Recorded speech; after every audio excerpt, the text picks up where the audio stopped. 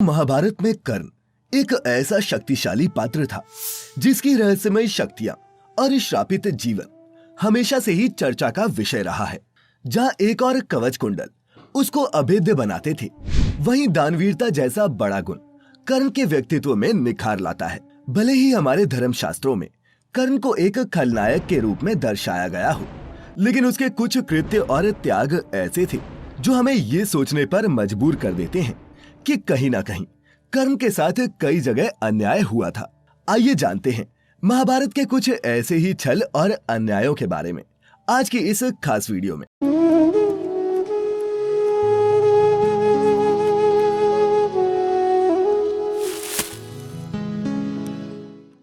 अपनी ही मां ने त्यागा।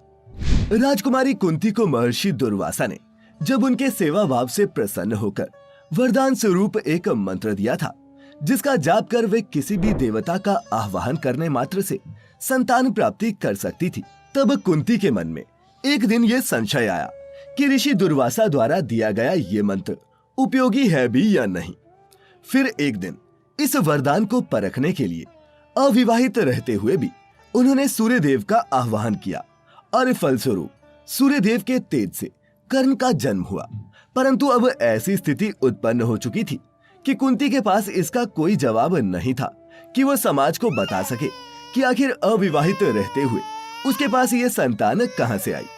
समाज के इन्हीं सवालों के डर से उन्होंने इस शिशु को त्यागने का फैसला लिया और इस नन्हे से बच्चे को एक टोकरी में रखकर नदी में बहा दिया। मित्रों, इससे ये साफ जान पड़ता है कि कर्ण के साथ अन्याय की शुरुआत तो जन्म से ही, या यूं कहें कि जन्म से पहले ही शुरू हो गई थी। काबिल होते हुए भी रहे शिक्षा से वंचित।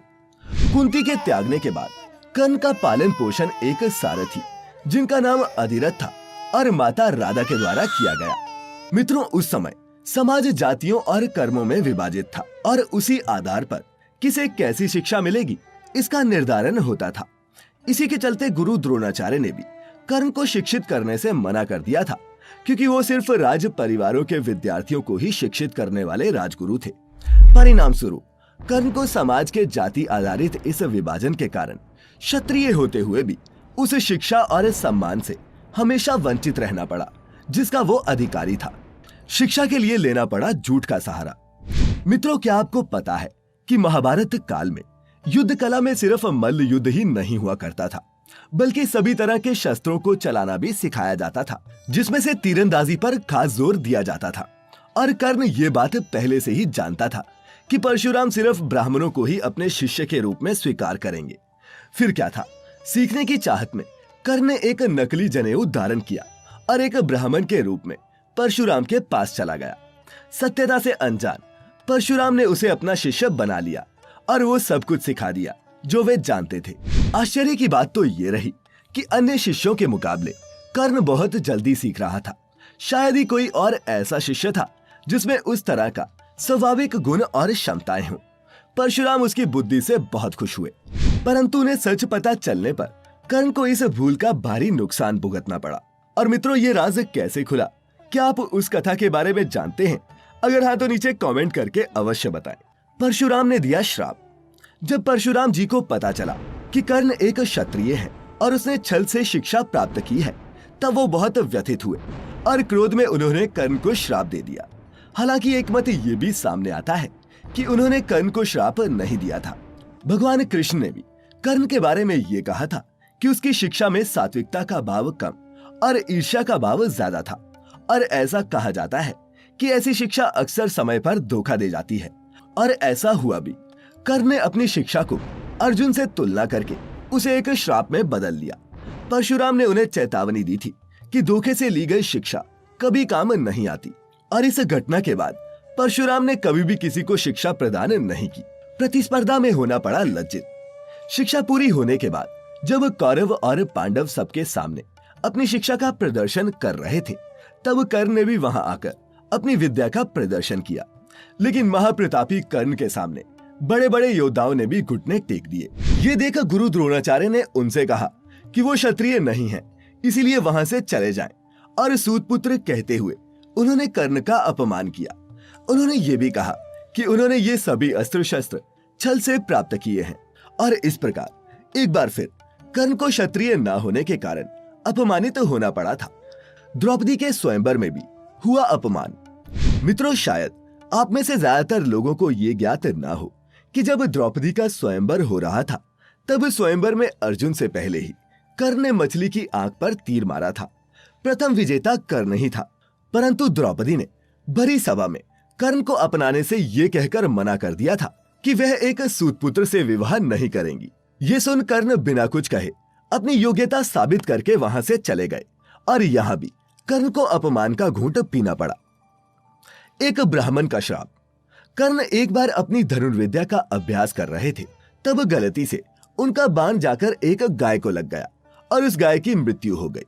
वह गाय एक ब्राह्मण की थी जो गौ हत्या होने पर बिल्कुल आग बबूला हो उठा और उन्होंने बिना सोचे कर्ण को श्राप दे दिया। रे दुष्ट, जिस प्रकार तूने इस असहाय गाय को मारा है, ठीक उसी तरह एक दिन तेरी भी मृत्यु होगी और उस वक्त तू भी बिल्कुल असहाय होगा। और मित्रों, अंत में हुआ भी बिल्कुल वैसा ही।